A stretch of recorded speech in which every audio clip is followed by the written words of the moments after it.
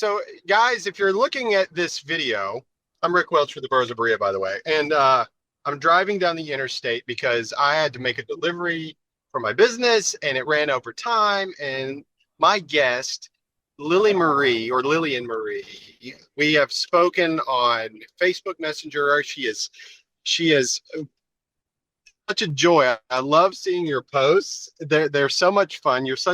I know you're a skeptic, and some people get weirded out by that, but to me, you're like a breath of fresh air. You're like, I'm asking some questions. Come on, Yeah, man, bring me some answers. So, yeah. hi, Lily. Do you want to call you Lillian or Lily? Lily's good. I've always gone by Lily. Yeah, I don't know why it popped up Lily Marie. I guess that's probably from my email, but yeah, I go by Lily. Well, it's so nice to meet you, Lily. Thank Yeah. you for being willing to be on the podcast. It means a lot to me. Well, it means a lot to me too.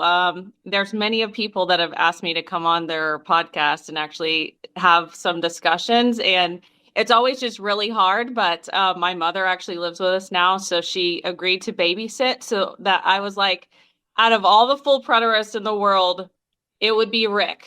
I have to talk to Rick, and so she's like, "Yeah, you should definitely do that." So it ended Wow. up Well, great. I'm honored. I'm honored. Thank you so much. Yeah. Yeah, no, thank you. You had actually reached out to me, and yeah, I really wanted to talk to you because of certain conversations that you have also had with people, and the questions actually that you had, and I was like, oh man, I feel you, Yeah. Rick. All your Yeah. questions that you're having, it's just like it's amazing because I feel like so many of us have gone through like the same thing. Hmm. uh, Many of us have stayed within full preterism, even if we have those questions. However, my journey was not ended in full preterism, and I don't even know if you're on the Facebook group where I'm a part of it, but I've put some challenging things out there lately too, which people don't really like. People don't really like, which is totally fine. Yeah. I've kind of been through the ringer when it comes to friends. I Mhm. um I don't know if you want me to kind of backtrack to my story and fast forward to where the good parts happen. Yeah, I would because that really where that's how I got introduced to you. Yeah. I saw you and asking questions on Facebook, and especially you showed up a lot whenever I was talking with Alan Bondar, Yeah. and you were nice and kind enough to do the chats at the time, and um, so I was very interested. But yeah, I would like to backtrack a little bit. I would like to know, your story, like how you came to Christianity at all, and at what time that was in your life, and how that works. Can you do that? Well, I would say my journey into Christianity is actually pretty boring compared to most. I hear a lot of actually different stories where people are talking about actually terrible times within Christianity, a lot of like fundamentalism and stuff like that, and having really like horrific stories. My story was not like that at all. I grew up in a Christian home my entire life, accepted Jesus as my Lord and Savior, I would say, at the age of 9. Um, and I can't remember a time that my parents missed church. Like my dad took us to church every Sunday. He actually went to Dallas Theological Seminary. He was well versed within that world. And my parents actually ended up getting divorced when I was about 13 years old. So that probably put a damper in things, I would say, because none of us were really expecting that. I'm actually one of 5 children. My mom homeschooled all of us all the way through, which is super cool. So I am a homeschool girl, and I do the same now with my children as well. We homeschool. So I would say that I pretty much had just the standard dispensational teaching, but to me, like looking back through my childhood now, like when I think about God, I didn't, we went to church every Sunday and that was about it. You went to church and then you left and you went to lunch and then that was it for the week. You did like your time with God, I guess you could say. Like I don't remember I don't remember seeing my mom and dad a whole lot reading the Bible, like you prayed before meals, just very, I would say standard, like the standard like childhood, like it was good. It was good. Um, then when my parents split up, that was really tragic. We had a hard time going through that. I spent a lot of years of my life not talking with my dad because there was a lot of hurt involved there. Hmm. And just um yeah, through my 20s, I would say not close with God whatsoever. I was more involved with boys and friends and didn't really have, I would say, a relationship with God really whatsoever. It wasn't really until I was about 28 years old. So I'd married my husband when I was 26, and we had quite a few things in common. I would say at the time, for about 5 years, I was a mid-acts dispensationalist. I don't know if you've ever heard that line of dispensationalism before, but it's a very small group. I would say kind of like full preterism. And Right. just a smaller group, and they adopted more of a dispensationalist view that's more of Paul is our apostle to the Gentiles. We only need those 13 epistles. And they didn't ever talk. Yes, I have heard of them. Yes, I have. Hmm. It's like, it's kind of a ridiculous, it's actually kind of an extreme view, I would say. But, well, it was also very comfy. Like looking back, I was like, wow, that's actually really a comfy belief because they believed you are saved by grace. No works attached to it. Once saved, always saved. We didn't do any works of the law. We were under grace. There was nothing that went with your salvation. You could be a murderer and still be saved. That was kind of how strong God's grace was, if you will. And, Right. I kind of got a lot of relief by that view, if you will. There was a guy, his name was Terrence McLean, that had written a book that was actually called Jesus Wasn't Talking to You.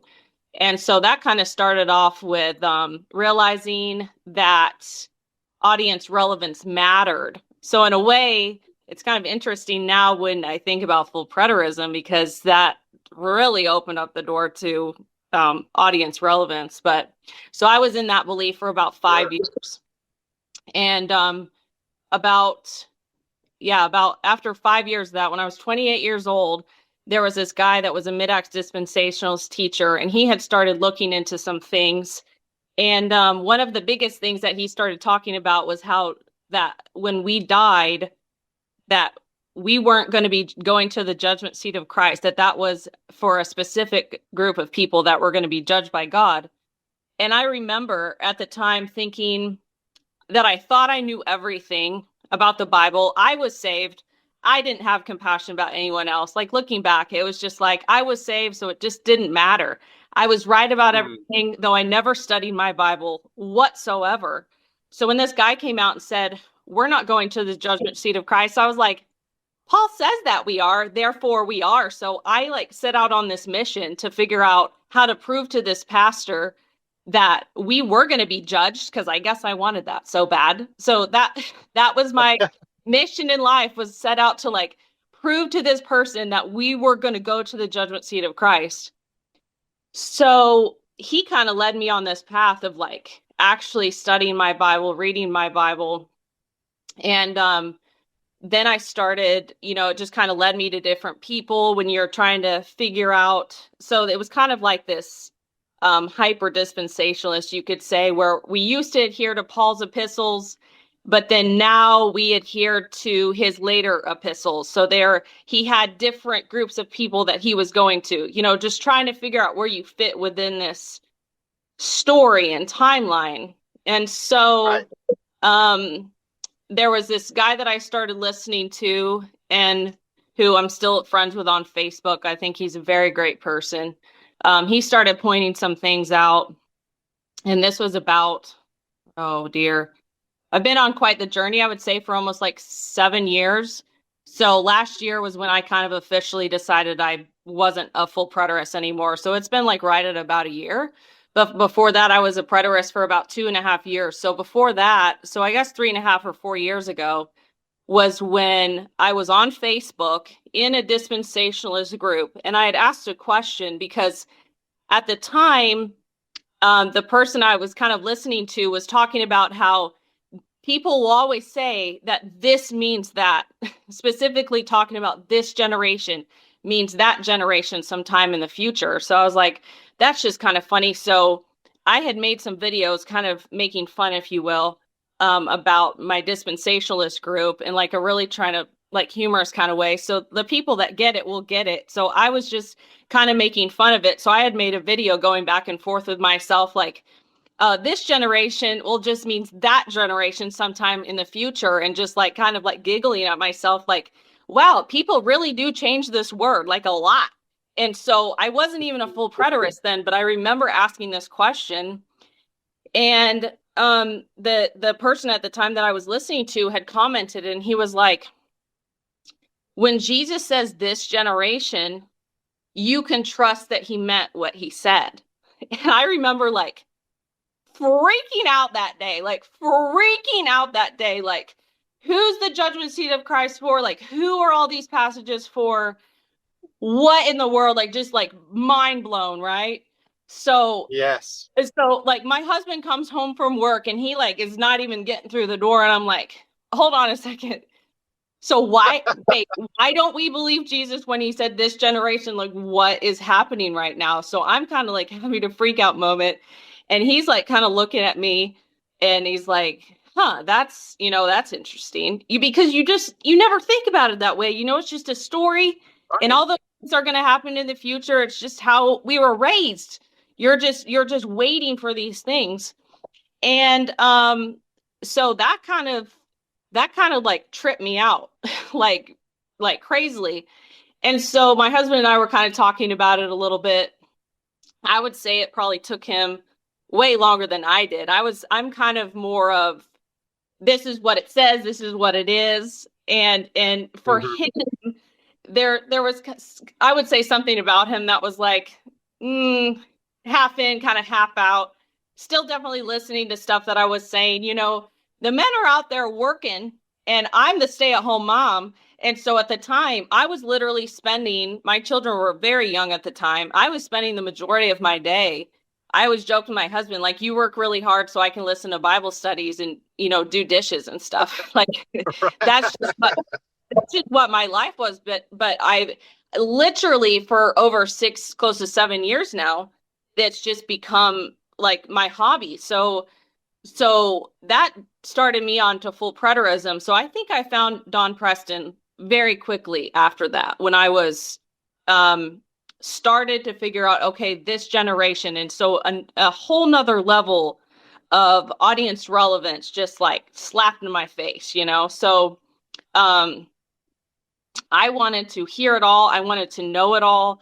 I started listening to Don Preston and William Bell and David Curtis and everyone on the list. I found everyone on the list, and that's who I started listening to. So I was feeling like so excited. It's kind of funny now, because if people on the internet, they would be like, she hates full preterism, she's against God, she's against Christianity. But I'm really not against full preterism. In fact, um, I would have plenty of time, actually, when I officially said, like, I can't be within full preterism anymore, because a lot of things were not adding up to me. I was like, I could Hmm. spend the rest of my life just making YouTube videos against full preterism and giving all of my critiques. But I was like, what a waste of time. What an absolute waste of time. I'm going to end up being just like I was as a dispensationalist, making videos, again, bashing this group and bashing that group and bashing this group. And I was like, I just don't want to do that. Such a waste of my time. So while I do give critiques in that online forum group where I'm a part of, um, I just don't, it's kind of such a waste of time, that I feel like, it's just being against something that you used to like love. But I did love full preterism for a lot of reasons. I loved believing Jesus at his word. That's all that I really needed, was to trust Jesus at his word. And so my mom has been on this entire journey with me as well. And I can remember her and I just being so excited when we could actually listen to William Bell and actually have it make sense and understand it. We were like, we're learning so much. We are just gaining all of this knowledge and getting very, very excited about it. Um, Yeah. and so over a 2 year time span, I was just on fire for God. Like, I felt like this overwhelming sense of like love and peace and appreciation for the Bible. Like I feel like I could literally read Matthew and just bawl my eyes out, just being like so thankful to just have all of these pieces click and make sense. Like Jesus kept his word, like we're not waiting for this stuff to happen. And kind of like I guess I resonated with your experiences a little bit with like the deaths that you were talking about with your family and stuff, because for me, like there would be points within full preterism where I would just be like, yeah, this is easy for me because I feel like I have like a really good life. It's easy for me to like kind of adapt these beliefs, but like for the people that are like really, really struggling out there or really have a really, really terrible life, is the gospel that full preterism teaches, is that good news to the world? Like it did make me wonder about that. And so while I Mhm. did love full preterism and feel like it dealt with audience relevance really, really good, the other part of me that I felt like I love full preterism, but the other part of me that always felt like I kind of almost had one foot out was the teachers that were like a 5 point Calvinist. So just like certain things that just stood out to me that I felt like we're applying audience relevance and we're taking these time statements literally. But then like I'm going to try not to name names because I want to be respectful of all these people, but there's so many people that go within this entire story. But Mhm.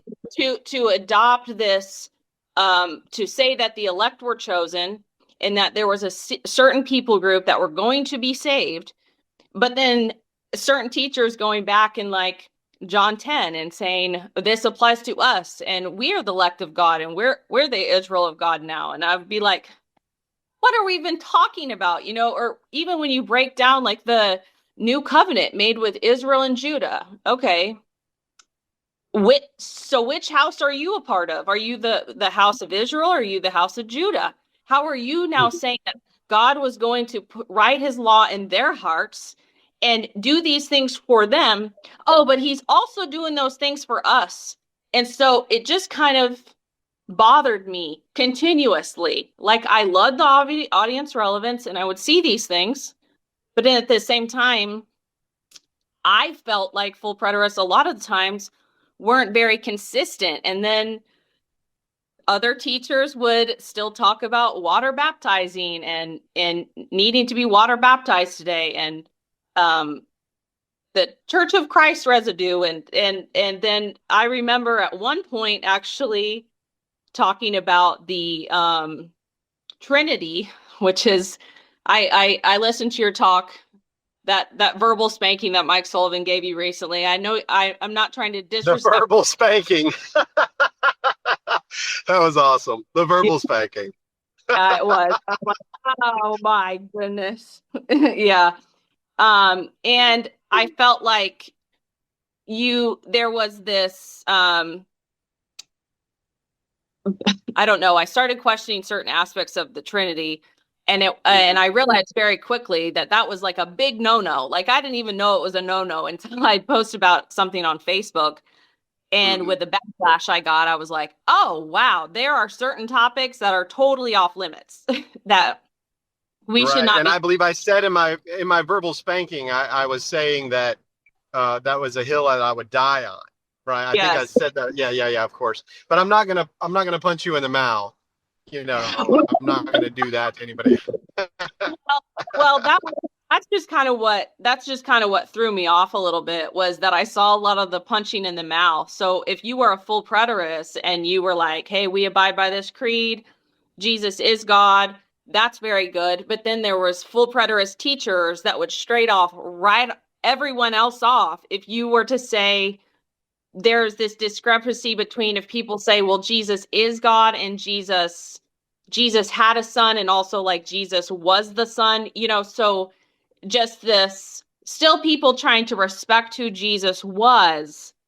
But if you just thought a little bit Mhm. differently about it, that was like a big, big no-no. And I actually lost quite a few full preterist friends when that happened because I was like, I can't believe that we're literally acting like we hate our fellow brethren that believe all of this stuff, but this tiny little discrepancy is going to like push all over the edge so much to now start calling people a heretic. So I know you've talked about like the infighting and stuff, and sometimes I can probably be on the side of the Drives me infighting crazy. within a it's it's absolutely insane to like a whole nother level. And so when I really started asking questions, I actually had made a few videos, which I have since deleted because it's not worth my time. But I remember making a video and just being like, I just want everyone to know that your faith and your hope mean nothing if you have no love. Like I just don't even care about your faith. I don't care about your hope. It was like that is just like that's enough. Like to me, it was like so nasty that I was like, I've got to get off the internet. Like I don't like people. This is not good. Yeah. Like this is really not good. Yes. And Yes. Well, and yeah. that's really That's frustrating. It's really frustrating. So for me, the biggest thing was just I felt like the inconsistencies. And someone the other day was saying that so you're critiquing people because well, you should be studying the Bible for yourself. And it's like everyone says that they study the Bible for themselves, but like one of the biggest wake up calls for myself was as I'm learning from people who I think are smarter than me. Like I think Don Preston's a leading voice within full preterism. Like I think that he's up there. I mhm. remember talking to my mom one day and I thought, and well, I put this on Facebook the other day that I was joking about if we didn't have Don Preston, would we understand anything in our Bible? And we kind of like laughed about that for a second, but it like freaked me out afterwards because I was like, I don't know how to explain any of this stuff. The only reason why I know how to talk about it a little bit is because I've listened to so many hours. Yeah, okay, it's lining up with scripture. But then when you go to talk to family members about it or something, it's just like you sound like wackadoodle. You know, it's not making any sense. Right. Well, but Jesus didn't lie. So did Jesus lie or did he not lie? So, you know, you try to keep it simple with that. Well, I feel like, but if you, um, yeah, I know Max King ended up a universalist, and as a full preterist, my logical conclusions of things led me to universalism. But a lot of full hmm preterists would be like, "You're an absolute heretic. Light someone on fire."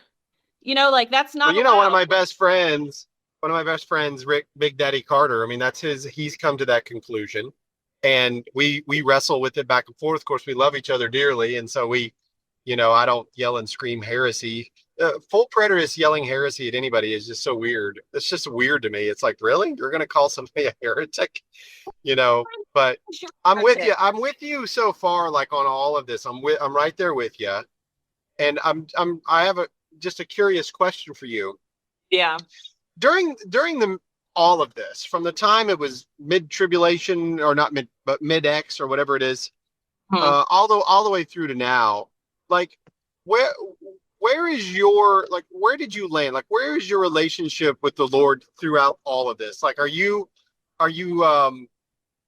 you know, are you talking to him about it? Like just tell me more about that too, because I've had these conversations with Bondar and with others, and some Hmm. people would say, look, man, when it comes to Christianity, I'm like, you know, A1 plus. I love the Lord. I was all in, and now I'm a skeptic. I don't even believe he's existing anymore. And, you know, I have all these. And like for me, like that's the thing that blows me away. And when I tried to tell Alan, for example, that I can't explain this love in my heart and how this happened, like I can't explain that. You're right. They want, you know, it's like, dude, you're just a good dude. And I'm like, I wish I could pick them up and put them in my head or put it, you know, put Right. them inside me, like have my Yeah. experience and then say that to me, because you can't do that. And I can't do that for you either, you know? So where were you in all of that? Like your relationship to the Lord, I don't even know where you land right now. I mean, I know you're skeptical, but I don't know if you're skeptical of God's existence or skeptical of just any kind of system or what. I don't know. Like, where do you land? Well, it's kind of interesting because even with as the in the within the dispensational group, it was very interesting because We did not believe that God worked in our circumstances. We believed that we were in the dispensation of grace where people were just being saved. Like that was pretty much it. People are being saved, no works of the law. God put prophecy on hold, and dispensation of grace, which means he wasn't working in our circumstances. So I would say, even looking back, actually, like I didn't think I haven't prayed for years. Like I didn't think God was really answering my prayers. Like I think prayer sometimes it bothers me. You know, when people are like, "Oh, I'm getting better from my sickness that I took 7 antibiotics for. God is so good." I'm like, "Yeah, that was your antibiotics." You know, like it's always Right. very I annoying. understand that. Like where I feel like when bad things happen, you know, I've been through some great tragedy in my life, and I've never felt like God was punishing me or hurting me. I just know that sometimes bad things happen. Like we live in a world where those things happen. And so looking back, it's very interesting because I would say all along I was a deist. Like I believed in God, but he wasn't working in my circumstances. Um, that was another thing I actually asked several full preterists about was, so do you think God is still judging the nations today? Oh, well, absolutely. Yeah, he's still judging the nations today. I'm like, how are we getting this? How are we getting this? Like, there's no full further like revelation from God. All of that happened, but we're going to be like, oh yeah, but he's still doing this. Okay, well, then that would lead me to believe then that something better should be at the end of all this, and that sin and death and sorrow will be dealt with eventually. Like it just didn't make sense to me. I Yeah. will say that I had never loved God or had such peace or hope or excitement in my life. Like I was on fire. Like I had never loved God so much as I did as a full preterist. I will say that because I felt like it dealt with all of the problems. Like, yeah, this is dealt with, this is over with, this isn't a thing in our future. Like, we can just have peace now. And I felt very excited about that. Like, I felt like life was great as a full preterist. So I feel like a lot of these people, like yourself, that have these experiences, if you will, like, I felt like that wasn't me. Uh-huh. Um, and even at one point, within like 2 years of being a full preterist, I feel like I had joked to people that I felt like the only time the Holy Spirit was working inside of us was when people were in a good mood. And, you know, I kind of laughed about that at the time. And then Right. one day I'm talking to my mom. We would listen to Dawn or something. We would read something. We'd chat on the phone. And I'm like, I'm going to freak out if I learn one day that we don't even have a Holy Spirit inside of us. And, you know, we just kind of laughed. We're like, that would be so weird. And then I kind of was like, yeah, I don't think I have a Holy Spirit inside of me. But that was even as a Christian. Like I was thinking, why? Why is it that like if I choose to do something good for someone, that's me. But even with in full preterism, to me, it's still like this. God led me to this truth. God is revealing these things to me. But God never did that for me. Even though like I'm on fire and I'm trying to learn these things, it's like it never that kind of stuff just never made sense to me before. It's like, okay, so God was working in this group of people. So essentially I just got annoyed because I'm like, full preterism is just like we're just trying to do this redo all over again. That like Mm-hmm. we still have the Holy Spirit today, but there's no signs or miracles. There's no Holy Spirit working still going on today, but we have this Holy Spirit, and God judged the nations, but he's still judging the nations. And God saved his elect, but oh, I'm still his elect. And Mm-hmm. he dealt with sin and death and hell and cast hell into the lake of fire. But people are still going to be burning someday, still, like in the future. And when you had actually talked about that with Mike and all of them about hell and stuff, and I think you said something like, we go hard in the paint over audience relevance, Yeah. but when it comes to certain things, why aren't we still doing that? And Mm-hmm. Mike's your friend more than me, but I can just feel him through the screen, and I'm just like, Rick, what are you doing? Stop asking these questions online where I'm seeing Mike get upset. I can feel his fury inside of him. I don't think he likes those questions because it could present a problem. But Mike's another. I'm glad you pray for him. Mike's on my list. Okay, but Mike Sullivan is one of my good friends. I've known him, ever since I, came to full preterism. I um I got to know him and his wife Denise. I call her D Nice. She's a traveling nurse, and so she actually took a job in Asheville, North Carolina, and so she stayed with me and my wife, and oh, we not got yeah, so we got to know them really well, and I just love them to death. Mike yeah, goes hard in the paint at anything. yeah. That's his nature, and he'll tell you. He even said, I said, you want to be called the pit bull of preterism, and he's like, I'm proud of being called that and the hammer. And I was like, see, I don't have the guts for that kind of stuff. Like, I'm a lovey-dovey kind of a dude. Like, I can't do that stuff with those guys. But I understand the uncomfortability that I brought. I asked some questions, especially in a Revelation study, and I'm like, I'm beginning to wonder, like, we need to talk about if this was fulfilled, then what can we actually know and what can't we know? And, like you said about, some people that are 5-point Calvinists, that's something that, I asked the question, is Calvinism true, but only for the apostolic generation? And then if it goes beyond that, and they looked at me like I had green teeth, and I was like, no, wait a minute. Why don't we play this fully out? If the new heaven and new earth is here and always coming, then and then the kings of the earth are bringing their glory into it, and they have access to this tree to get healing, then is it judgment or is it healing? And then, Right, you know what I mean? And so right. I started trying to look at the experience of life. That's what I was talking with Alan Bondar about. Like, I'm trying, like when he said, are you still being judged for sin? And I was like, what sin are you talking about? Like, let's talk about that for a minute. Like, what exactly are, all I'm saying is that when I was a 10-year-old little boy, when somebody told me about the love of God and that how it came through Jesus, I bought it hook, line, and sinker. Okay. Yeah, So whether it was an intellectual thing or whatever, I bought it hook, line, and sinker. But then as I started developing over time, and that's without reading the Bible, I wasn't a Bible reader, from the time I was 10 until I was in my early 20s. I wasn't reading the Bible, but I was recognizing this thing happening inside of me. And I wasn't going to church either. I was raised in an atheist home. So I right. was wrestling with my foster mother, a lot, but I started recognizing something happening on the inside of me that some people would say is growth, maturity, whatever, but it was more in line with the things that I found later on in the scripture. And this is my experience. I can't define this for everybody else. I'm just telling people my experience. And they say, well, you can't go up experience. I'm like, well, sure you can. Absolutely you can. Don't tell me, well, you're going to say that about the Muslim? I'm like, the Muslim has his experience, man. He's gonna come with his experience, whatever it may be. Yeah. Hold on one second. I've got a call coming in. I got to stop it.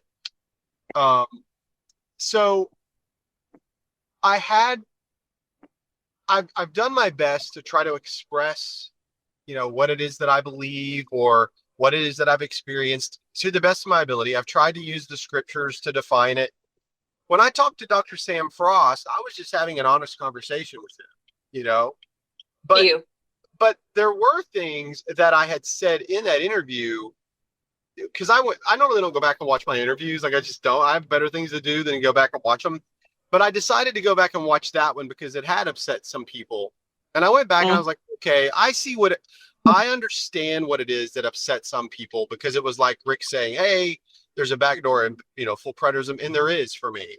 And yeah. I've said numerous times, I'm not going to hold to any kind of ism just to be a part of the ism. I don't need it. I don't want it. It and that's what my prayer is. Lord, I want to be with you. That's what I want. And Yeah. so therefore, any ism that can keep me from you, I want to be shed of it. Right. Right. So I don't have a problem with that. If people are afraid that Rick's going to lose, leave full preterism, sorry, I don't want you to be afraid. I think you guys know me. You know where I'm at. Some people are like, he's open to error. Well, so are Yeah. you. All of us Yeah. are. We're all Yeah. open to error. So, Right. stop, get off your big white horse and off your high tower thinking that Yeah. you have it all together. Wake up. Come on, bro. Yeah. Come on, Yeah. sis. I know you don't feel that way. So Yeah. when I started seeing you and some of the questions that you were asking and posing, I was like, right on, like bring it. Because that to me, and this is just me, Lily, maybe it's my hope for you. I don't know. But it's that's how you're going to get to him. Um, in Yeah. my studies that I've been doing in Job, a man that went through so much suffering that we are like, well, it's kind of like the book of Job. No, none of us have ever went through the suffering that man went through according to the story. If it's story or if it really happened, whatever you want. I've never been through that kind of suffering. But I start watching this man's suffering and how it's producing faith in him. And one of the things that I admire about that book is that God could handle the honesty. And he Yeah. could. It was Yeah. those that were in a closed system, his friends that had a closed system, that God tells Job to pray for later. So when you're questioning certain aspects of your faith, and whether or not it is a faith or whatever it may be, to me, I believe that God Himself handles that, and that's really what He wants. Is He wants us to to produce that and to come at Him and bring it to Him. He's big enough to handle it. That's Right. why that's why I'm not afraid to talk to people like Alan Bondar and Derek Lambert and these Right. other skeptics. That's why I'm not offended when somebody like Nigel goes in and out of all these different things, because I get it. Like I get it. I love Nigel, man, and I know some people are like, I'm gonna back away. Not me. I love Nigel. I say go for it. He loves the Lord, but at a time he was like, I don't. Right. Well, Yeah. at least he's honest. At least he's honest. And some people will not be honest. They'll avoid it like the plague. And Yeah. so I think this is my humble opinion, of course, but I think God will listen to the honesty of a man or woman who comes to him and says, look, I don't understand these words. I don't get it. And I wouldn't have even looked at it this way if this person hadn't have told me this. So is Right. it true or is it not? I don't, when I talk to people like Ed Stevens and then I have a conversation with Don Preston or Mike Sullivan, and Right. then I go and I talk to somebody like Tim Martin or Steve Yeah. Magua, Yeah. and people look at me and they're like, how are you? Like, I don't get it. Like, I don't, and I'm like, what are you talking? These people are amazing. Like, I love these people. Are you serious? They're like, but they hate each other. I'm like, that's on them. Like, I don't Right. hate them. Like, I don't feel this way. I feel like they're wrestling with things. They believe that they're true. They believe that they're right. Kind of like what you said about yourself. Like, you were going hard and you believed that you were right, but then you started questioning yourself. I think Yeah. that's wonderful, Lily. Yeah. I do. I admire you for that. I really do. And I'm not Well, afraid for you. Like, I'm not. yeah, people really Go ahead. people freak out, especially when I feel like, I'm sure you're part of the Jason DaCosta saga and his viewpoints and his conclusive arguments of IO. I don't know if you've listened to him too much, but when I was a full preterist, I've seen him in some of his debates. yeah, Sorry. well, so um I tried to avoid him like the plague for a long time as a full preterist when I was wrestling with this Calvinistic, how the Holy Spirit works, why we're still water baptizing today, what is even the gospel? Like I struggled, I felt like for so long to even like get a gospel message down. Like what is the gospel? Like within full preterism. And so I actually listened to Jason DaCosta, but he had me um literally bawling my eyes out because at some point I was like, this to me is consistent preterism, which I know that's the name of his channel, but I remember thinking like this is way more consistent if I just take myself out of this story, if I let this be about Israel and their redemption and their elect being saved and 80 70 and all that coming to completion. I finally felt at peace and I just kind of I had to let full preterism go because I was like, I don't know how to fit myself in the story. To me, it was no longer applicable. Like I couldn't be a Calvinistic. I couldn't force these verses into myself now in John. It's like, okay, we care about audience relevance, but not really. I felt like it didn't make sense to me anymore. So I was like, you know what? I can't I can't do this. I can't believe this anymore. I wouldn't even know how to explain this stuff to like my child, even though I listened to hours and hours and hours and I learned, I felt like the ins and out of what full preterists teach. To me it wasn't consistent. So I just had to be okay, I can't really do this anymore. However, if you take that leap, be ready to not have any friends. Because if you Yeah. say this isn't consistent, if this isn't consistent, this doesn't make sense, there's no consistency on even hell. When y'all were having that conversation, it's like, even now, is it annihilationism? Are people being tossed in flames? Is it lights out? Like, what exactly is happening to people when they die? There's no cohesiveness within it, but yet this is the best news that people have heard in 2000 years since Jesus. Like, we've finally figured it out. We figured out how to make sense of the Bible, and I think full preterism does deal a lot of those time statements. And I actually remember kind of being done with full preterism, asking some Israel only people some questions, and Don was actually there. And this is when I still was calling myself a Christian. I had great respect for Don. And he had said something back, like he does. Total illogical conclusion you've come to. And I was like, no, Don, you don't understand who I am. Okay. I have listened to you for 2.5 years. I'm on your side. But how he came against me, I was like, yeah, he's not trying to keep me on the right side. So I felt kind of annoyed at that point. So now when Don comments on my stuff, I'm like, I love you, Don. He was a big part of my life. And I'm just a girl in the world on the other side of the screen that he doesn't even know exist. Maybe he would recognize my name now in the group. But if you don't toe the line of full preterism, it was like that in every other belief that I've had. When I was a Baptist, when I was a mid-ax dispensationalist, there's something about towing that line. And as long as you stay on the line, you are okay. You can keep your friends.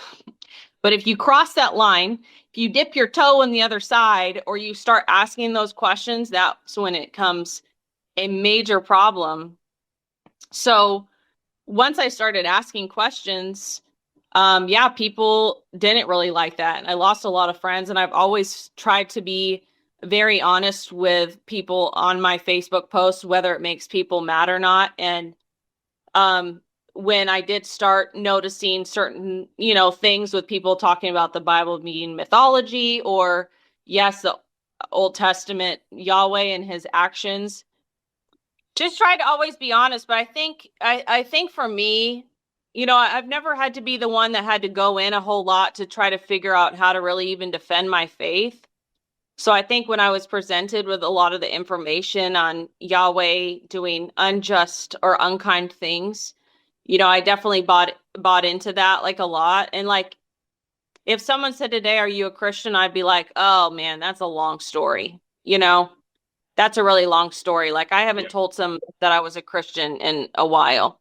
Um, However, Alan Bondar is the reason that I made sure that I never wanted to be an atheist. And I should probably tell him this, but him and I have, I know that I upset him with some of the stuff that I post, but I started thinking about certain aspects of, well, it was, not that it really matters, but I mean, he was a big turning point for me when I was listening to one of his podcasts, and he had said something about being so mad that Trump said that there was only two genders, and that really, really upset him.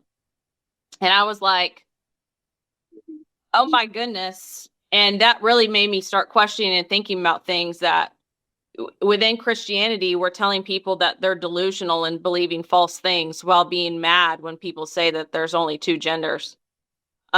Which, whatever people take on that's their whole situation. But then I just started like questioning things. It's like, okay, well, we need to think about this logically. We're mad that Yahweh in the Old Testament killed babies, essentially, right? That gives us the ick. to think about, that we don't like to think about Yahweh killing babies. However, statistically, atheists are the highest supporters of abortions right now in America. That's caused like what, 86 million babies to be murdered. So when I started to try to break this down like logically and think about it from both sides, I started thinking that atheists really don't even play by their own rules. They're saying that something is bad while supporting the same sort of monstrosities. But that's the post that I had made, is that at least Yahweh didn't claim that it was women's health care. He just killed them, essentially. So yeah, I appreciate the fact that you're looking at it. I've seen some of your posts. One of the things that surprises me is you're like, I may not be a Christian, but let me tell you what I like about Christianity and what it brings into my world. And I was like, Yeah. wow, how amazingly fair was that? There's something about when you become an atheist for people that it seems that they're very hurt and bothered and offended, and they've given this whole life to a God that they now doesn't think exists or that they hate, so I think a lot of that can come out. And I think for me it was like, and probably, my husband has doesn't always have the same opinion as me, and he does help me a lot, like try to break things down and stuff. And he was like, essentially, though, you're saying all of this is really bad, and then just saying, like, what? But now the opposite side is great. Now, just your preferences. So now, Lily, we had to wait for you to show up to be the arbiter of all truth now. And so it was like, it annoys you. It annoys you to like hear that. But you're like, yeah, well, I got to go back. I got to go back to the drawing board and like really think about this. So, like for me, when I look at the Bible, when I look at the history, when I look at what was fulfilled, to me, it makes sense that even if the Bible is significant to us today, I still don't know how I would fit into that story. And I feel like full preterism helped me adopt those things, because I'm still just like, okay, Jesus came to save a certain people group, all the things that we've talked about. Like, if I'm being consistent, I don't know how I fit into that story. I don't know what I would even need salvation from. Okay, I can say that I'm a really bad person and I need saving from my sins. I'm still having to really, really think about that.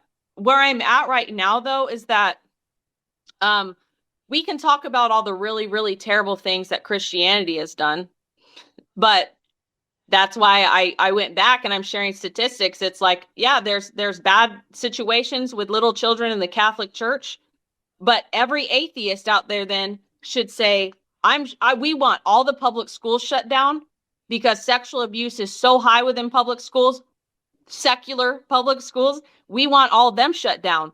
So I don't hear all the atheists up in arms right now saying shut all the public schools down because too much sexual abuse happens. Like, that's not happening. That's not happening, but we love shouting how terrible and sick those things are within the Catholic Church. So I just don't think it's fair. I think if we're going to play fair, it needs to be fair. So if we're going to be mad that Yahweh killed babies, atheists shouldn't be 91% for the people that are supporting abortions today in America. They should be doing better by saying, we don't want any babies to die. So if we are going to be better and say we can have morality without God, then I feel like that's what it should look like. So I had to very much humble myself. So every one of my friends that's left, you and Robert Kirkshank, y'all have like seen the whole thing and you're still nice. So the people that I've like seen me go like really, really bad, to me, I'm still like, you know what? We are banking on the benevolence of good Christian men. I always joke, good Christian men with guns out there. And that's the reality of the world that we live in. I'm free to say whatever I want online because of Christian men that have given us these rights to be able to do those things. And so my husband at one point was like, you benefit so much from living in a Christian society. Like, look at all the things you have. You don't want to go now and just be like, stomping on the Christians' necks, like being like, y'all are so bad. It's like, no, they're the reason your world is so good. So I did have to take a step back and say, I'm not against Christians. I'm for Christians. I want to live in a Christian society. So while I might be a skeptic, people are always like, I'm like, I'm a Christian nationalist. What are you even talking about? I am, because I think that is what I love, the morals and ethics of a Christian society. I do. So I am not against that. So even if I have problems with Yahweh's actions, or while I think it is weird that he calls himself the God of Israel over 200 times, and that sometimes it gives me the ick.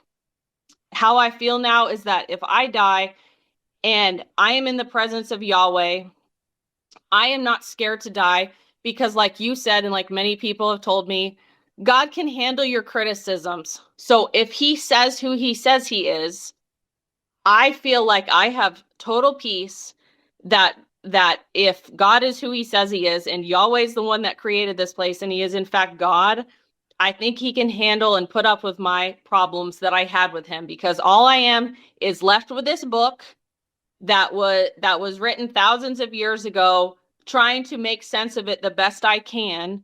And that's just kind of another thing that I'm left with too, is that we have all of these different groups and all of this fighting continuously all the time. And I'm like, the God that said he's not the author of confusion, yet this book is leading everyone to confusion, and it just drives me insane. So I feel like for me now, it's a good day when I don't think about the Bible. If I don't think about the Bible, it's a good day, so I can finally give my mind a break. But I feel like I'm getting to that point where I'm like, you know what? I might not ever have answers to my questions that are going to make me feel good about this. And I'm just going to have to live with that and be okay with that. Um, and I feel like that just has to be okay. So for the people that can um, put up with all of my problems in the fact that I just can't stop saying stuff on Facebook that people get annoyed with, if they can just put up with that and maybe see my heart behind things. That's my main purpose, is that a lot of the times it can seem like you're just this angry person. It's like, I'm not trying to be, though, you know. I guess I could say I blame full preterism because they helped me reach a lot of my logical conclusions. And even yesterday I'd posted about the gospel, and Don had said it's totally illogical to think that this stuff ended in 80 70. And I was like, no, if it all ended in 80 70, it's logical for me to think these things. So it's two sides. There's always two sides within this full preterist paradigm. For the people that like it, and you can be Calvinistic and you can just apply those things to you. Like I've always said, full preterism makes sense as long as you don't think about it too deep. Because if you think about some of these problem passages too much, it might just like hurl you out of the Bible and not have anything left to do with this story. And I feel like people within full preterism, they hate IO. They hate Jason Nacasa. It's all of these beliefs that's turning people into atheists and leading them out of the Bible. It's like, or maybe we just have terrible answers that's not keeping people in this story. It's not making sense enough to people to be like, hey, you know what? I understand why you might think it's weird that people think that they're the elect of God today, and then deal with that. But there's not enough people that are dealing with that. So it's not, I don't know, maintaining integrity almost in a way. I don't really know how to explain it, but What is your opinion? Can I just ask your opinion of something? yeah. What is your opinion of the person and ministry of Jesus Christ as presented in the Gospels? What is your opinion of him? Oh, that's very interesting. Well, it's kind of funny because people always say that Jesus is so nice compared to Yahweh in the Old Testament, but for me, I actually told my husband this recently in tears, that if they are one and the same and Jesus is showing up with this kind-hearted coming to save sinners and showing mercy and all this kind of stuff, then I was like, that kind of freaks me out in a way, because now I have to view him as like this psychopath. He's just vengeful God in the Old Testament, ripping, telling people to rip babies out of womb, showing no pity to children.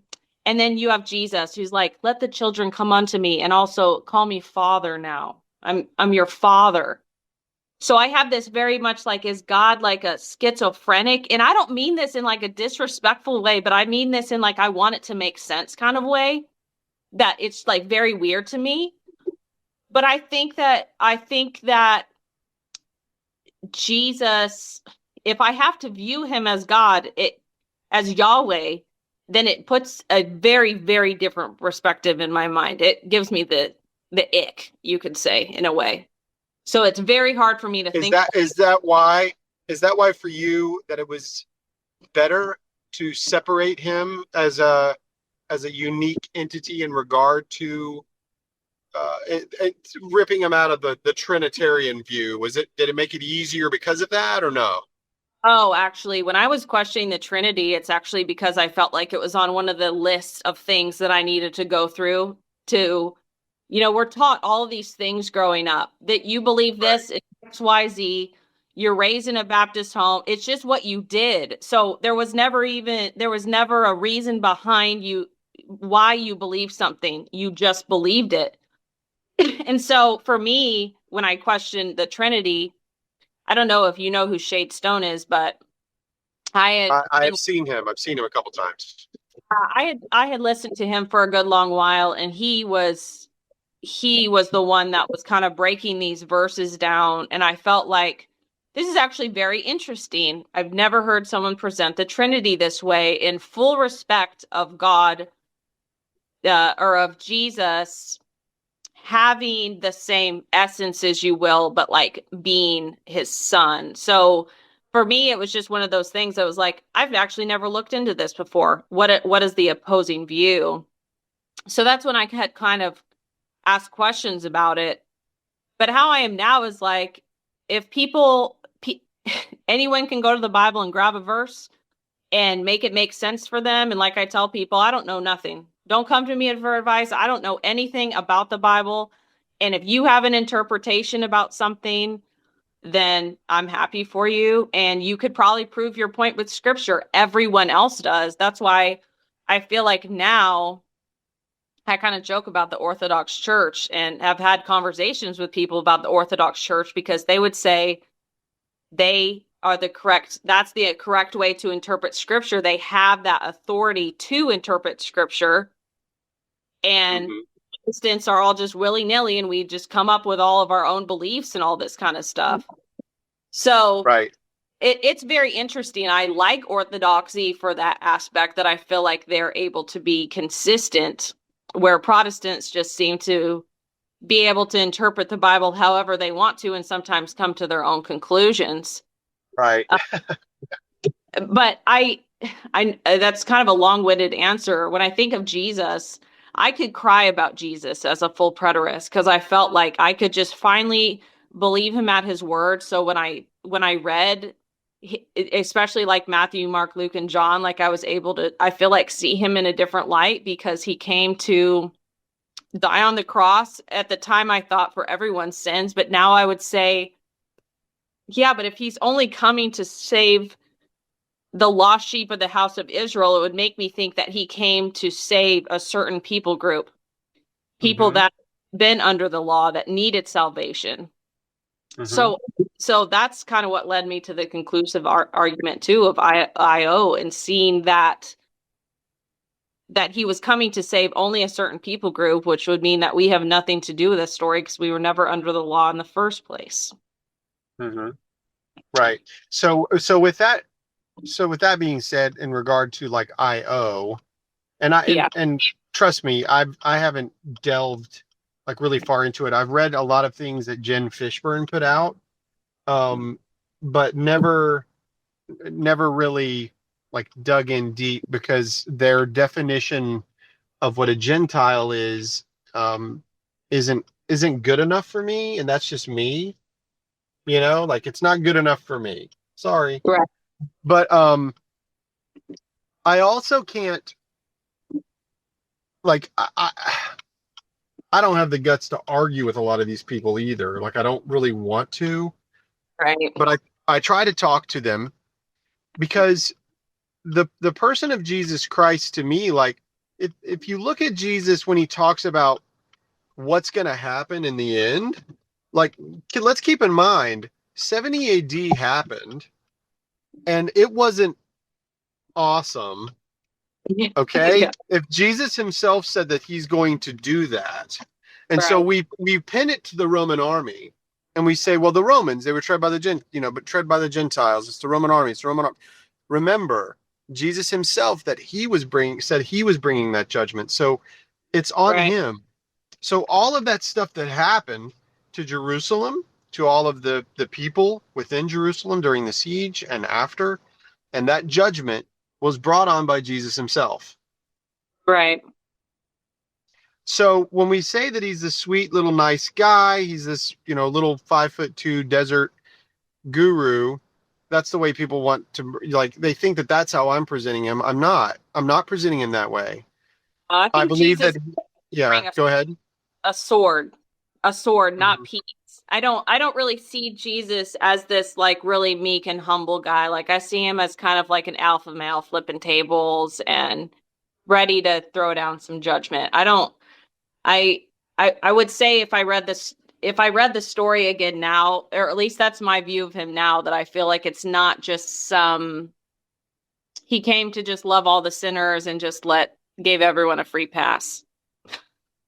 Yeah, he embodies all of the above. He's meek and he's lowly, but he's also a warrior. But this warrior, it comes in a very unique way.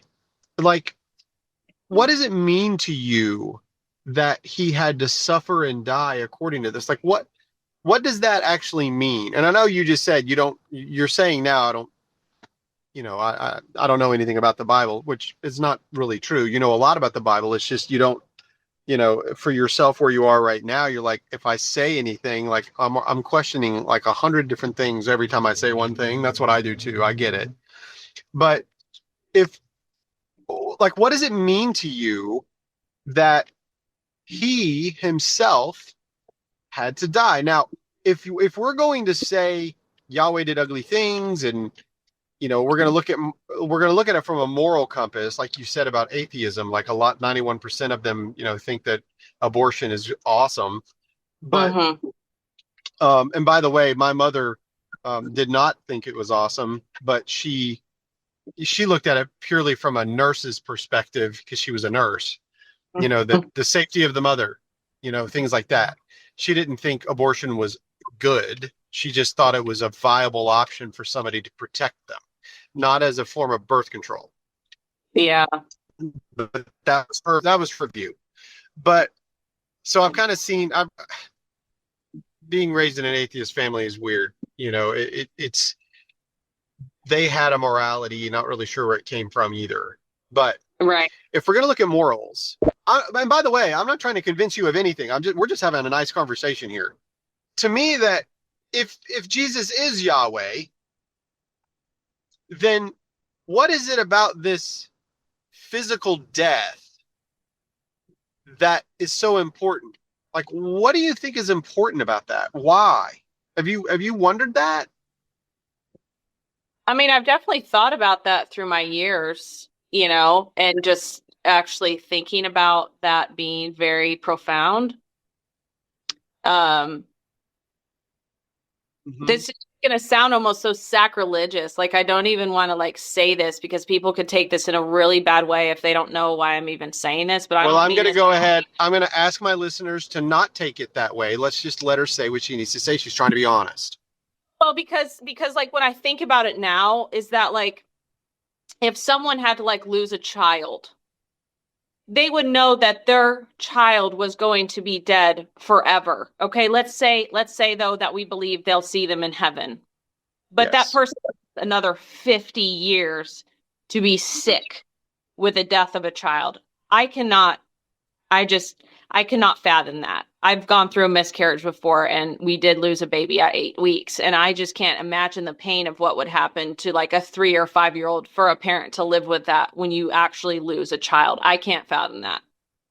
Hmm. So when I think about Jesus dying, and he is God, he knew. So people will break this down, right? That he suffered and bled and all this kind of stuff for what was it? 3 or 6 hours? Hmm. Is that it? That's Yes. the consensus. He was 9 going a.m. to. to 3 p.m. kind of a thing. Yep. Yeah. Okay. So you suffered for three, and then you were going to die, and you were going to go to the grave, but you knew that you were going to be resurrected and go to heaven. To me, it's not quite as profound if I think about it in a person's in a personal aspect of things. But it sounds like, oh my goodness, this person died for you. I'm not trying to reject this, but when I think about it now, I think that parents have gone through way more suffering losing a child that they knew they would never see for the next 50 years and have to live with that versus a Hmm. man suffering for a couple of hours and knowing you are going to rise from the dead. Hmm. Like, and so for me, like, for me, when I'm reading the Bible story now, and this kind of goes back even as a full preterist, my children are a little bit older now, but even at the time, and people would think I'm like ripping my children from like the greatest news of their entire life, and my children are still young. But for me, I've actually talked with someone about this recently. You can think I'm keeping the greatest news from them, but there's something about when I look at my children and their sweet, innocent faces, and especially we homeschool for a reason. We're trying to not be like standard public school teaching, if you will, for many reasons. Right. We go as long as possible as we can to make sure that our children don't know that people kill other people, because that's kind of like that's murder. That's how to even have to explain this. I hope they live many years before we're having to talk about the fact that people kill other people.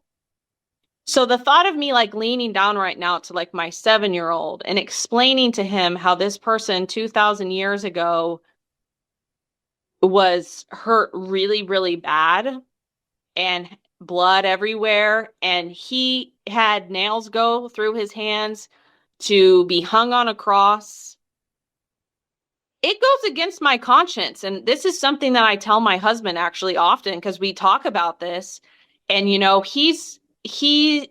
has gotten more into the Orthodox Church, so I would say our views are a little bit different right now. However, makes for fun conversations. Anyways, Hmm. um, Sure. so when I'm sitting there and I'm like kind of freaking out because it's like the average Christian would be like, I can't believe you're not going to tell your children about this as soon as possible. Like they're talking, you should be giving them, the basics of Christianity and telling them about this. It goes against my conscience to explain this person's death to them because I feel like it's so, I don't even know how to describe it, but I feel like they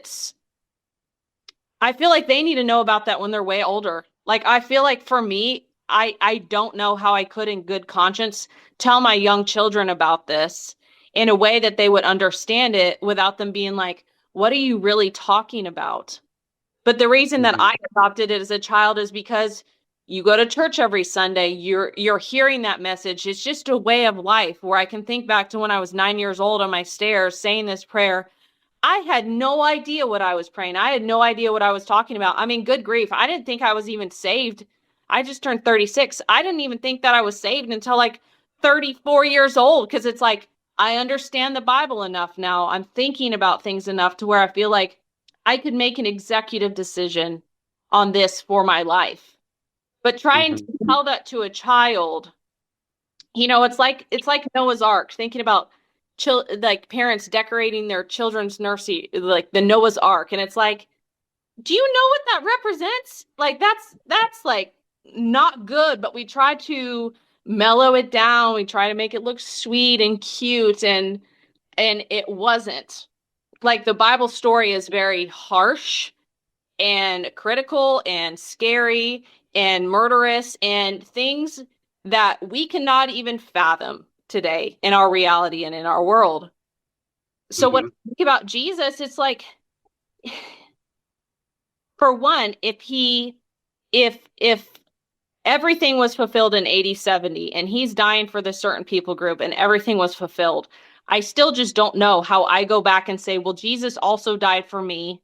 He's still saving people today. I would have to figure out how do I actually make that story make sense for Hmm. in 2026 when I feel like so distant, like so not applicable, so like I had made a post actually recently about how pledging my allegiance to the God of Israel for me seems totally un-American.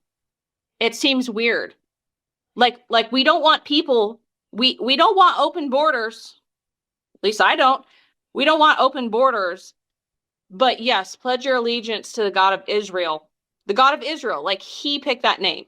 I didn't pick the name. I would have picked something else, not the Hmm. God of Israel. So that's just another thing that I'm like, it seems tribal. It seems weird, and like I've talked with my husband about this because, you know, um, I wouldn't say that he wants to call himself like a good old boy American, but like for the people that don't want open borders and when we want a good safe society, um we don't, but then we're going out of America to try to adopt this belief. Like to me, why call yourself the God of Israel? Why not continually call yourself the creator of all and make this clear? Why am I now having to wonder whether Jesus really died for me or not? Why am I Hmm. having to wonder if I'm the elect of God or not? Why am I having to even wonder if I have the Holy Spirit or not? What? Hmm. So I'm people are going to listen to this, be like, this poor delusional girl, she's so lost. But these are things that I have to ask myself because it's like, for me, my husband and I talk about this. I want it to make sense to me. I don't feel like I can just believe something. Otherwise, I would go back to being a mid-ax dispensationalist because I never read my Bible, but I knew I was saved and I didn't have to think about the Bible.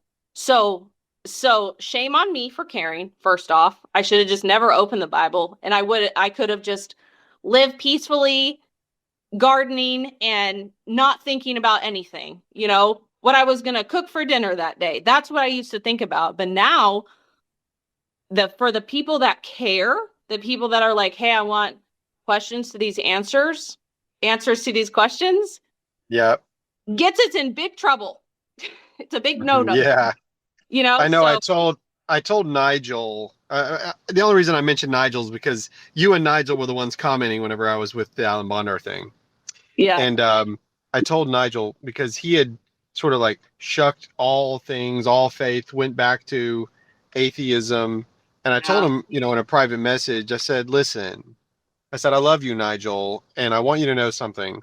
If all of this is driving you into madness, I would much rather you have some peace in your life and live Right. out the rest of your days. He's 70. It's like live out the rest of your days and stop worrying yourself to Right. death. Yeah. Because I mean, what kind of quality of life is that? And you're driving yourself absolutely insane.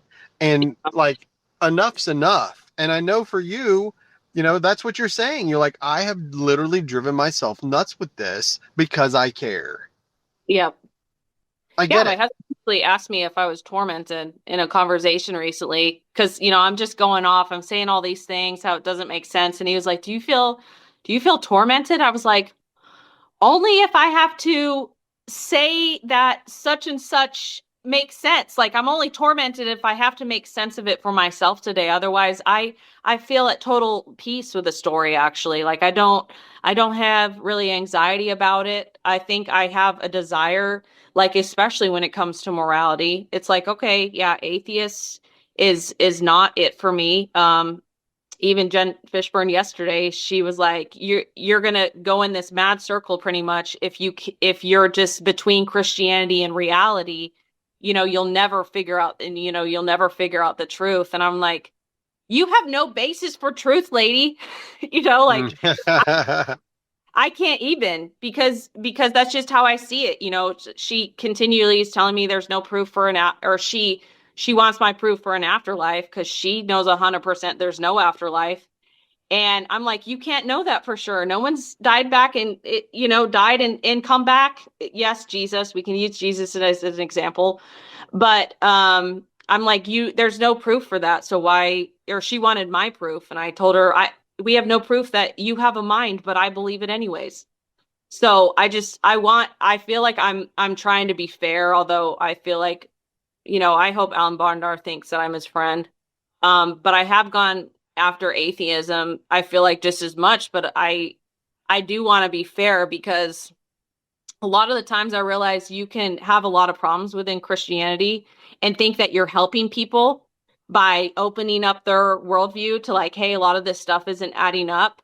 And I have found that a lot of people should just be where they're at because, like, if they have peace and love in their life, I don't want to ruin that. That's why I wouldn't go and talk about a lot of this stuff with my family members either. Like, I don't want to add confusion to their life.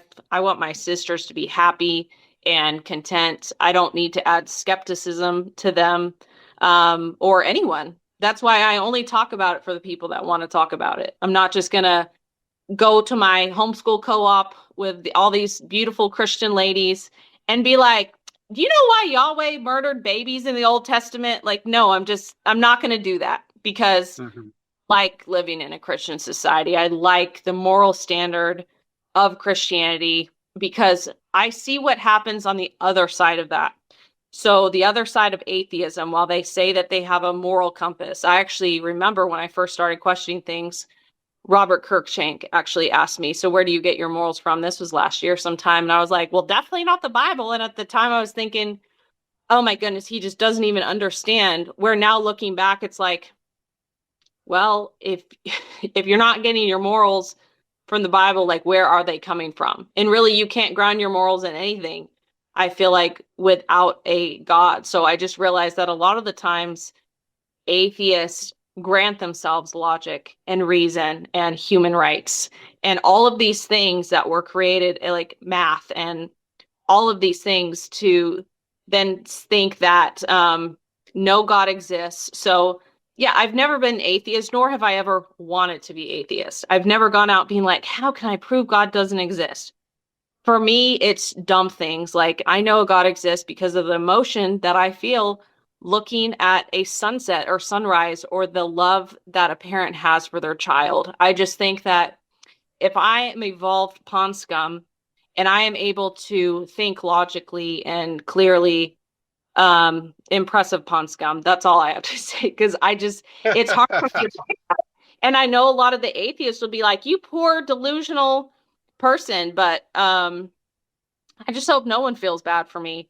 No one's having more fun than me. I do like the journey. Yeah, it is annoying sometimes because you want answers and you might not get it. But yeah, at the end of the day, like I feel like I do have peace and I'm just trying to be as honest as I can and mainly for my children. I don't want to steer my children in the wrong direction. Mhm. And I want them to know the truth. So right now, I just keep it simple and love them the best that I can. They And know mom loves them a whole bunch, yeah, so right? that right now to me is the most important thing.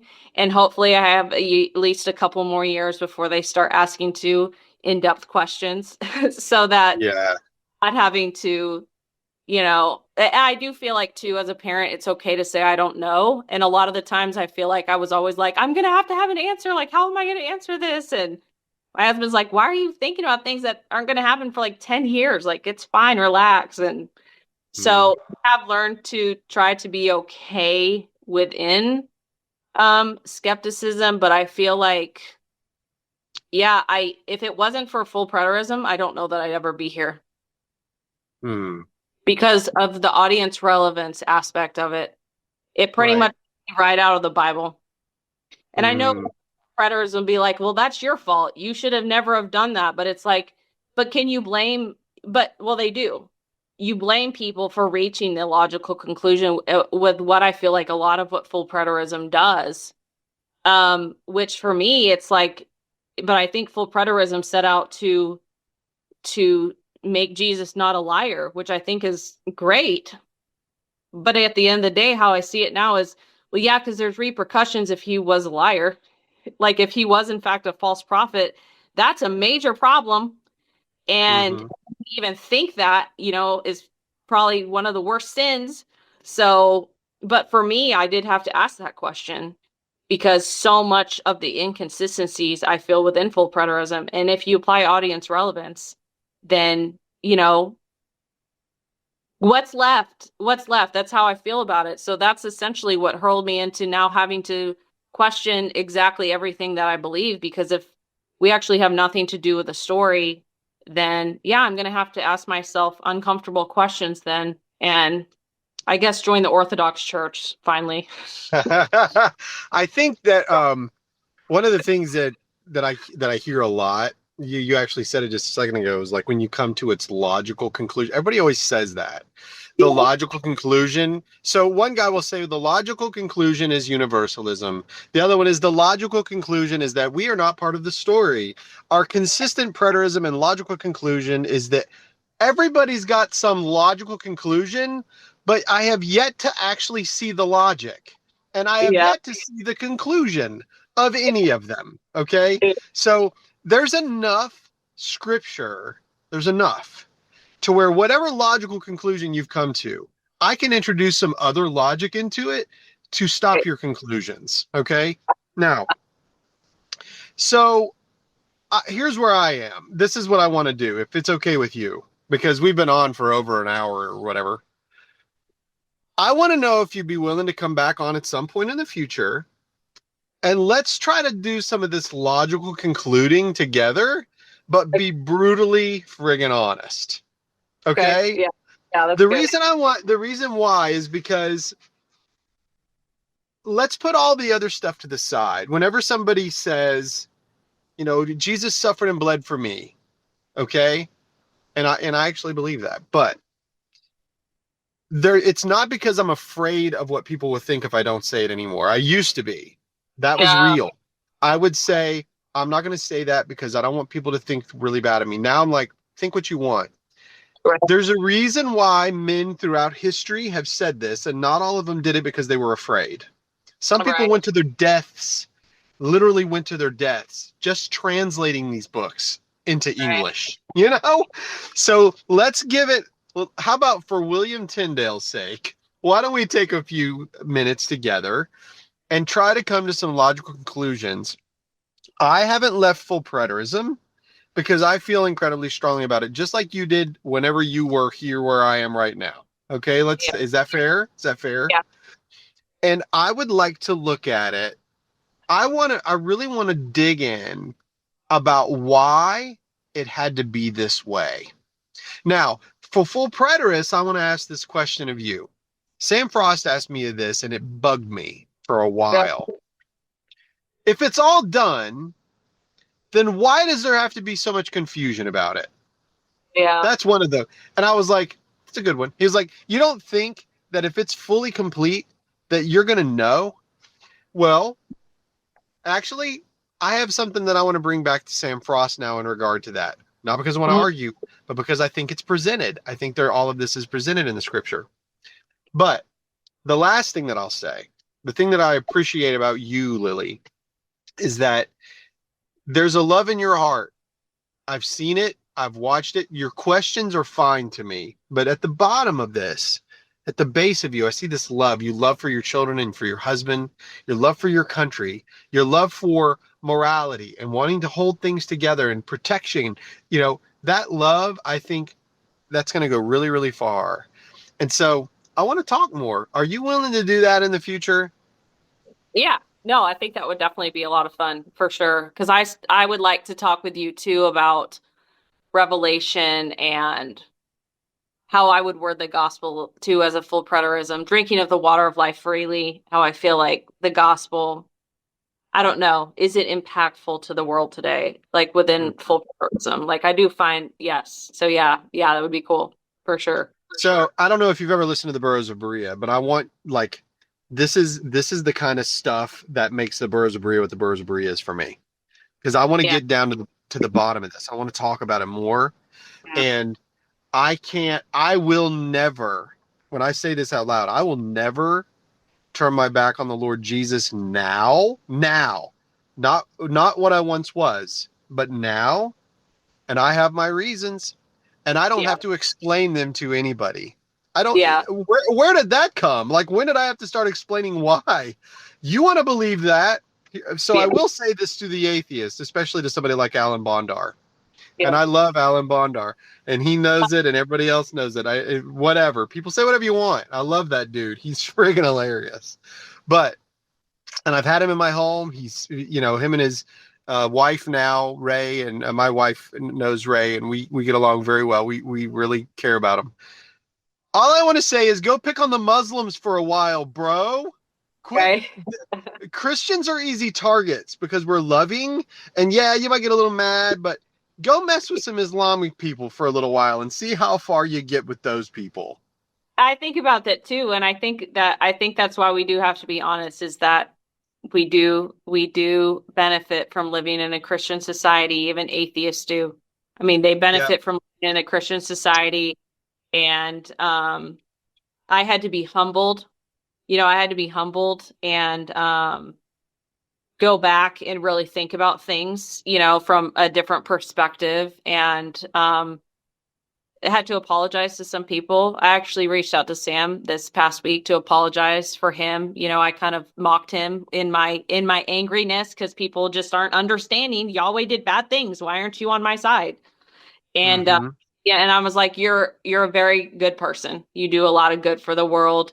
And though I disagree with the majority of Sam's beliefs, he's still an incredibly good person, and I think he does a lot for the world. And I'm like, it's hard to question and like leave a group. Like everyone knows who Sam Frost is. I mean, he's hated. He's hated within full preterists because he changed his mind. But I'm like, that's so bold. I've always followed the people that were willing to question things because I feel like the other people just believe the same things for 25 years and they don't learn anything new. And I've never liked that. I like the people that are saying, hey, you know what? I'm going to go where the evidence takes me. The Bible passage said this, I had to change my view. And I've always very much respected that. So to all my Christian friends, sorry if I hurt your feelings with my Facebook post because sometimes, I'm just probably a little dramatic. My husband can attest to this. I just kind of say things like it is, and I can sound, behind a computer screen when you're saying this stuff, people aren't seeing your tone or your facial expressions, or that if you're posting this, but you're like really sad, like you're really sad about this actually, and you just want clarity on these topics, so I'm just trying to be fair, I guess, if you will, because and sometimes I look at the Old Testament when God did harsh punishments and I'm like, okay, that sounds great. Sometimes we're going to have to do that. I remember when Robert Kirkshank was like, sometimes I think we might need hell. And at the time I was like, this is insane. Why would you say this? And you can see some injustice of the world or some like furry walking around talking to children. And it's like, yeah, we need Yahweh back. Like, that's how I feel. Like, genuinely. Right. Like, Yeah.